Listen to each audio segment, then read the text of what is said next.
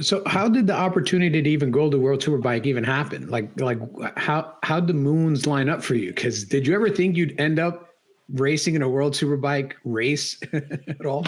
So we knew Richard Samboli done a few wild cards before, right? Mm-hmm. And I was always like, I would do like a little like mention it in the beginning of the season, like, oh, it'd be cool to do World Superbike. It'd be cool to do World Superbike. And and he started, getting hard on a little bit for it throughout the season, and then in the middle of the season, we're like, let's see if we can get the funds to do this thing, And then I was like, well, we should do Estoril and Jerez because they're back to back. And they're like, yeah, let's try to work on it. And then Pirelli and some other key sponsors like Strack and helped us out to make it happen. Once they told me I was doing it, man, I was so stoked. When you're in that, when you're getting your ass kicked on the weekend, it's hard to enjoy it. You know what I mean? Like when you, as a racer, you're like, man, fuck, I'm 20th place right now. Right. Miserable. But when you leave the day, at least in Jerez, knowing that if I would have dropped 4/10 in the race at the end of the race, I could have been battling for 10th place. You know what I mean? Like it was, and my race pace at the end was always pretty good, and it was always like a really like competitive times. But I'm still in 18th or whatever I was. It was cool when you leave the track. You're like, man, I just did World Superbike. And you could see yourself improving each session. Like, and Jerez was really good because Estoril was more of a struggle, and that was the first weekend. Jerez, every time we went on track, we went faster and faster, and that was really cool to see. And we closed the gap to the front, and that was like what we're looking for. Was like, I think in Estoril, at one point I was 3 seconds off of the top guy per lap, which is an eternity. And no matter how hard I ride, the harder I rode, the slower I went, because I would just spin more and the bike would just get sucked into the ground. And then I didn't get it. As a team, I couldn't comprehend it. Right, and then Perez, after sitting on it for a week, I'm like, okay, man, I need to be smooth. I need to maximize these brakes. Like I never even, dude, I was getting callus on I don't get callus on my fingers from braking. I was 4-finger braking. 4-finger braking, and I have literally callus on my fingers from that weekend. Like you don't do that in America, you just don't. So it was different, but it was cool. Like when we left Jerez, I'm like, fuck, we just did World Superbike. That was cool. But when you're in it and you're getting your ass kicked, it wasn't that cool. Now you've been home for maybe a week or so now. I want to wrap up the Jersey and just the the incident and stuff like that, and just your emotions as far as you I don't know if you mentioned when you found out if in the middle of the season you were going to get the wild cards for World Superbike, but there was a lot of media play on your gesture when you crashed in race 2 and stuff like that. It didn't turn out the way you wanted to. It's your first year on a factory team. Maybe at the beginning of the season, I don't know if you thought you'd be fighting for third place or even for the championship. Well, fighting for the championship, finishing third. In that moment, Jersey, end of race 3, I'm pretty sure you didn't want to hear anything from anybody. But how were you able to recharge or get yourself ready for World Superbike? How did you feel, towards the end? I mean, that got a lot of play on social media and stuff like that. And you got sanctioned and stuff like that. Nobody wants to be Dennis Rodman unless you're at a party. I'll be real, and I'll start from the bottom. I'll tell you how it was. When it happened, so it wasn't me and Josh's first incident. You know what I mean? Me and Josh have been at Rocky Road for years. At least on the track, at least not off the track. Everything has been cool off the track. On the track, me and him had our differences a lot, and so did a lot of other riders. How should I word this? Basically, I was doing my same line. It was also last lap, and he has a Ducati, which you can really use the strengths of a Ducati. You could brake really, really deep, and he knows that he has as much power as he can, which is kudos to him because he uses it to perfection. I mean, he's won a lot of races that way, using his strengths and the bike strengths to win. and he tried to use those strengths in a wrong corner, which I wasn't expecting it. Which basically means like I need to keep my roll speed to make a lap time, and he could easily slow the pace down. In the race, you could see when he leads, the pace drops like a half a second or a second, and I was just trying to move forward, and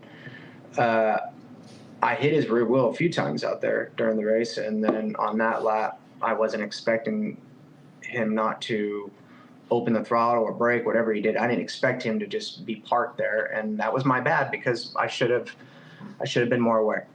I should have been way more aware of my surroundings and what possibly could happen. Because, like I said, I'm just trying to race forward. I'm not it's just hard to race that way, when people try to use those strengths. And after crashing, I did that gesture. No, I didn't mean I was going to kill him, like what everybody's saying. That's absolutely ridiculous. I'm no murderer.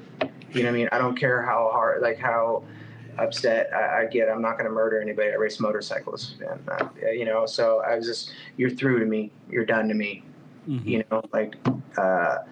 People think like, oh man, you're the second guy. Like, how did he make you crash?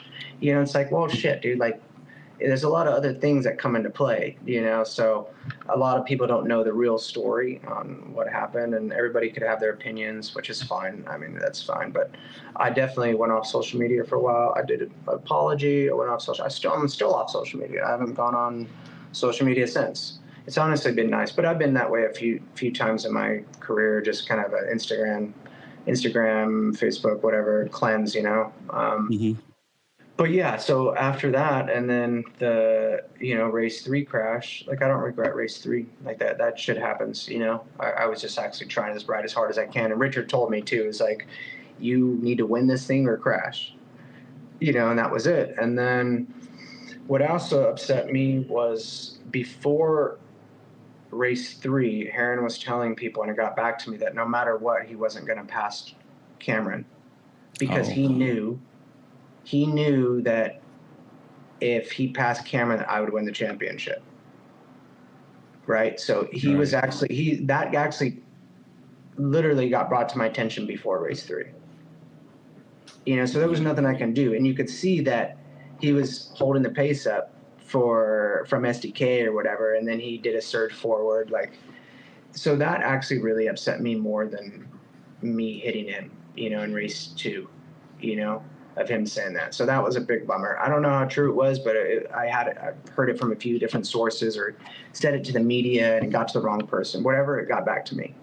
At the end of the day, I was the second guy in line and I should have been more aware. But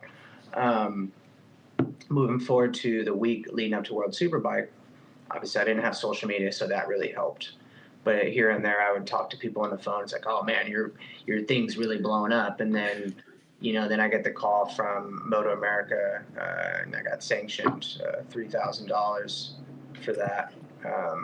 So, they had to do something. I think Josh got sanctioned too for flipping off SDK. As well. Right after, there's a photo of Josh flipping off SDK.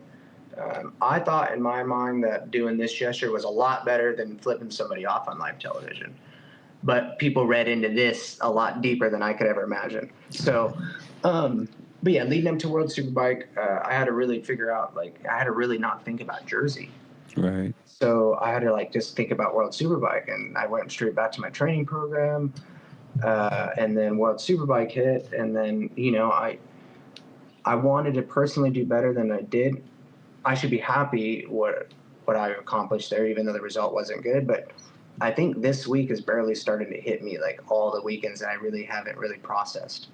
This week is the first week where I'm like, fuck, I lost a championship. Because I couldn't really process it throughout the week leading up to World Superbike. So this week has been, just been a bummer. It's finally hitting me.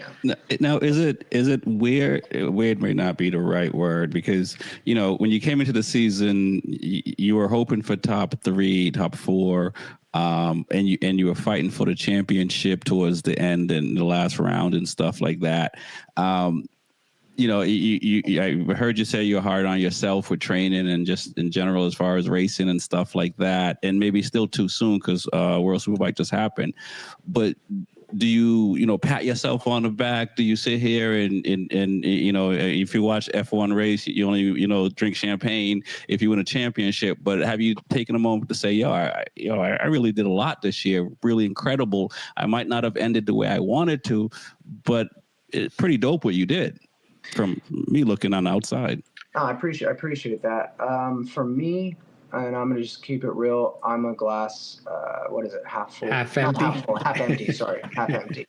That's always kind of been my personality a lot, which is really negative. But I have tried, I really do always try to think back, oh man, we've succeeded, a lot this year. But sometimes I let the dark days get over me more than it should, doom gloom sometimes. But I think that's what keeps me going still, me being that hard on myself, which is, like I said, it's not healthy because even after World Superbike, I'm just fuck, well, what can I do next year if I'm on the team? It's just it's hard for me to process things like that and really think back oh man, we had a good year. I tell myself we had a good year, but I don't completely feel it, because I didn't achieve the end goal, that's the big thing for me. But I really am trying to be more positive. Well, see, that's one of the big things when we look at racers from our point of view. Obviously, your point of view, you're looking at as this is your job. This is what you do. You want to succeed. You want to do the best possible. Like any of us do with our own work and with our own lives. We want to do the best we can. But then when we look at it as fans, we look at you and we look at first, you came in this year and you were probably in the best shape that I've seen you in a long time, man. You were lean, you were ready to go. There was something in your swagger at the beginning of the year that you were this might be my only opportunity. I'm going to give it 150%. I'm going to come in as sharp as I can to do whatever I can. Cause like you said at the beginning, nothing's guaranteed. There's no guarantee that you'll be there unless you perform a certain amount or you do this or do that. So you do have to kind of, as much as hard as you are on yourself, there are some positives in what happened this season that you got to look at. I mean, again, dude, you were the third person in line to get a ride. No, that does bum me out. Say that. You were the first chick they let go. You were the second chick. You were the torta that was left when the lights turned on. Yeah, that still does bum me out quite a bit. Especially what I felt like I did in 23 on a Yamaha. But I need to look back because I did succeed quite a few times in the year, and this year was definitely super. I mean, I'm always locked in, but it was sauna every day, ice bath every day, riding motocross twice as much as I always do, putting in long motos, and just kind of taking it to the next level. And I was, this is my job. This is what you're supposed to do. But it was to the extreme on with the diet and just everything. And it's always watching footage between the races and doing studying or do something. It was every day, 24 hours, a day, or during the day when I'm awake, it was all just motorcycles. How am I going to be better? What am I going to be better? Oh, I can't eat this because this is not going to make me faster, or fucking dying in my sauna because I usually struggle in heat races. So I've been doing a lot of heat training and freezing Jamaica off in ice bath. It was just miserable. But I mean, like I said, all that paid off. It did. It really did. So, I just got to step it up one more next year. Just 5 or 10 more minutes in the ice bath, 5 or 10 more minutes in the sauna. It's so brutal.